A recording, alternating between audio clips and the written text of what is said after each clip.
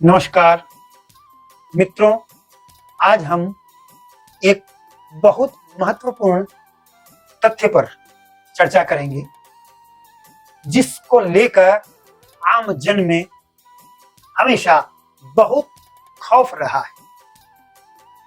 और प्रायः यह खौफ लगभग हर घर में पाया जाता है और वह है किसी भी जातक की कुंडली में मंगल दोष को लेकर। जैसे ही आपके लड़के या आपकी लड़की का विवाह यदि नहीं हो रहा है, वैसे ही आपके मन में पहला ख्याल आता है कहीं मेरे लड़के या लड़की की कुंडली में मंगल दोष तो नहीं है। क्या कारण है कि उसका विवाह नहीं हो रहा है? पहली बात, किसी भी व्यक्ति अर्थात लड़के या लड़की की कुंडली में लग्न अर्थात पहले भाव, चौथे भाव, सातवें भाव, आठवें भाव और 12वें भाव में मंगल बैठा हो, यही स्थिति कुंडली में मंगल दोष का निर्माण करती है। अर्थात ये कहा जा सकता है इन भावों में यदि मंगल बैठा हो तो वह जातक या जातिका मंगलिक है। यह निश्चित है कि इन भावों में यदि मंगल बैठा हो, चाहे वह किसी भी राशि का हो, मूल बात है इन भावों में यदि मंगल बैठ गया है तो निश्चित है कि दाम्पत्य जीवन को लेकर कुछ असामंजस्य अर्थात वैषम्यता पैदा होती जरूर है। यह अकाट्य सत्य है। हाँ, अगर मंगल अपनी खुद की राशि में हो, मंगल की अपनी खुद की राशि होती मेष और वृश्चिक, इसी के साथ मंगल की जो उच्च राशि होती है वह मकर, इन राशियों में अगर मंगल बैठा हो तो अपने दुष्प्रभावों को कम जरूर करता है, किंतु फिर भी व्यक्ति की कुंडली में उसके दाम्पत्य जीवन में यह स्थिति होने पर निश्चित है कि कुछ कलहपूर्ण स्थितियां बनती है। और अगर इस मंगल पर राहु या शनि या केतु या सूर्य का प्रभाव हो जाए तो स्थितियां तलाक या अकाल मृत्यु या विधुर या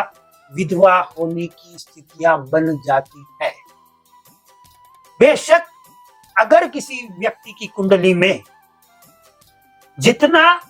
सप्तम भाव और अष्टम भाव में कोई और ग्रह इतना दुष्प्रभाव नहीं करता है जितना कि मंगल अगर इन भावों को प्रभावित करे, क्योंकि जब मंगल लग्न में होगा तो सप्तम दृष्टि से वह सातवें भाव को और अष्टम दृष्टि से वह अष्टम भाव को देखे। मंगल यदि चौथे भाव में होगा तो चतुर्थ दृष्टि से वह सप्तम भाव को देखे, और मंगल यदि सप्तम में है तो सप्तम भाव को प्रभावित करेगा, और मंगल यदि अष्टम में है अष्टम भाव को ही प्रभावित करेगा, और मंगल यदि द्वादश भाव में है तो मंगल की सातवीं दृष्टि तो छठे भाव पर, किंतु आठवीं दृष्टि सप्तम भाव पर होगी ही। तो मूल बात हो रही है मंगल इन भावों में बैठकर सप्तम और अष्टम भाव को प्रभावित करते ही दाम्पत्य जीवन में वैषम्यता और कलहपूर्ण स्थितियां और अत्यधिक दुष्प्रभाव होने पर तलाक या अकाल मृत्यु तक की स्थितियां भी बनती है। अब मैं आता हूं अगले विषय पर। दुनिया के मेरे अपने शोध अनुसार दुनिया के 60% जातकों की कुंडलियों में यह स्थिति निर्मित होती है, फिर भी यह संसार चल ही रहा है। अब उस स्थिति में क्या किया जाए? तो प्रथम दृष्टया हमारे आचार्यों ने यह निर्देश दिया है कि अगर किसी कन्या की कुंडली में यह स्थिति है या किसी लड़के की कुंडली में यह स्थितियां हैं, 1, 4, 7, 8, 12 में मंगल बैठा हो, तो फर्स्ट प्रायोरिटी अर्थात प्राथमिकता यही देनी चाहिए कि लड़के की कुंडली में जहां मंगल बैठा हो, लड़की की कुंडली में भी मंगल वहीं बैठा हो, तो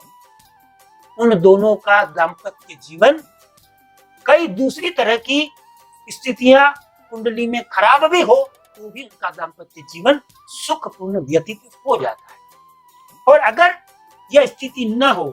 अर्थात एक की कुंडली में मंगल इन भावों में हो, दूसरे की कुंडली में मंगल इन भावों में यदि न हो, तब क्या किया जाए? तो मेरे अपने मतानुसार उस स्थिति में होना यह चाहिए कि अगर इन भावों में मंगल न हो, जैसे कि लड़के की कुंडली में मंगल यदि लग्न में है और लड़की की कुंडली में मंगल यदि चतुर्थ भाव में है, तब यह हो सकता है, अर्थात यह विवाह हो सकता है। इसी तरह लड़के की कुंडली में मंगल यदि चतुर्थ में हो और लड़की की कुंडली में यदि मंगल सप्तम में हो, तब भी यह स्थिति हो सकती है, अर्थात तब भी शास्त्रोक्त सम्मत है कि विवाह किया जा सकता है। किंतु अत्यंत महत्वपूर्ण बात जो मैं बताने जा रहा हूं कि यदि एक के अष्टम भाव में मंगल हो और दूसरे के यदि अष्टम भाव में मंगल न हो, तब किसी विद्वान आचार्य को बताकर ही उस विवाह के लिए आपको आगे की ओर बढ़ना चाहिए, वरना अष्टम मंगल लड़के या लड़की की कुंडली में अगर बैठा हो तो वह आयु क्षीण करता है। और मंगल पर जैसा मैंने कहा अभी पूर्व में कि कोई भी विशेष शनि राहु का प्रभाव हो जाए तो वह लड़के या लड़की की आयु को क्षीण भी करता है और विवाह के तुरंत बाद तलाक या विधुर या विधवा होने की संभावना बन जाती है। अतः इस विषय में आगे बढ़ने से पूर्व आप बहुत सोच समझकर कुंडली का निरीक्षण करवाएं। अब मैं आता हूं, अगर यह स्थितियां आपकी कुंडली में है, अर्थात जातक या जातिका की कुंडली में है, तब निराकरण किया जाए। निराकरण का अर्थ समाधान क्या किया जाए? मंगल के दोष निवारण हेतु सर्वप्रथम सबसे श्रेष्ठतम उपाय है, अगर किसी कन्या की कुंडली में है तो उसे किसी विद्वान आचार्य के निर्देशानुसार मंगला गौरी का व्रत करना चाहिए और रामचरितमानस में पार्वती मंगल स्तोत्र जो है उसका विधिवत पाठ करना चाहिए। मैं अपने नेक्स्ट वीडियो में पार्वती मंगल स्तोत्र के विषय में विस्तार से चर्चा करूंगा और इसके प्रभावों के बारे में भी आपको बताऊंगा।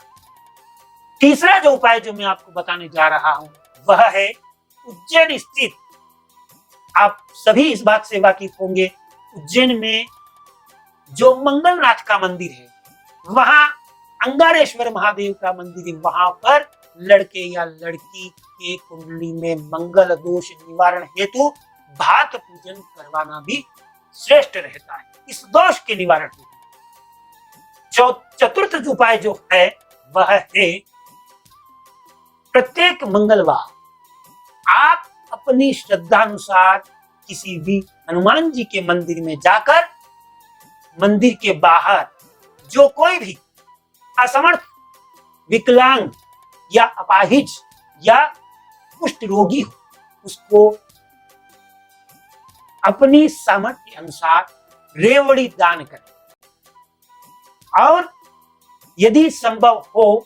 तो वह रेवड़ी कम से कम 16 मंगलवार लगातार बहते हुए पानी में बहाएं। इतना सब उपचार करने के बाद मैं पूर्णतः आश्वस्त हूं कि यह समाधान होने के बाद आपकी कुंडली में होने वाले मंगल के दुष्प्रभावों से आपको राहत मिलेगी और आपका दाम्पत्य जीवन मधुरतापूर्ण होगा।